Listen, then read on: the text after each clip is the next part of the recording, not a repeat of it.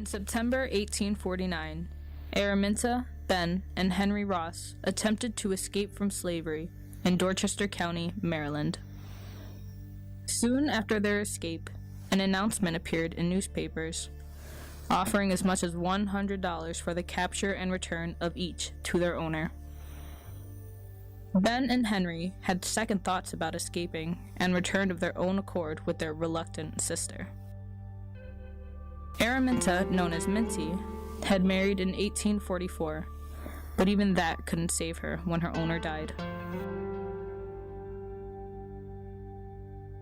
As his widow began to manage his estate, Minty, like so many other slaves under these circumstances, knew that this might lead to her sale and the breaking up of her family. It might even mean being sold further south, which, as unimaginable as it may seem, was an even worse fate for the enslaved. Minty married a free black man named John Tubman and changed her name to Harriet, which had been her mother's name. Her new name meant a new persona as well, one much more bold and daring than the typical image of an obedient plantation slave. She made a second attempt to steal herself from slavery, much more sure of her path than she and her brothers had been the first time. And a sure path she would need.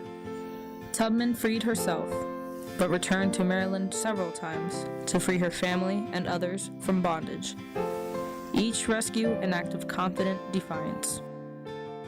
She resolved to live free or to die, and when freedom was finally hers, she thought that's what it must have felt like to be reborn in paradise. It was surely how all freedom seekers must have felt when they knew they had seen slavery for the last time.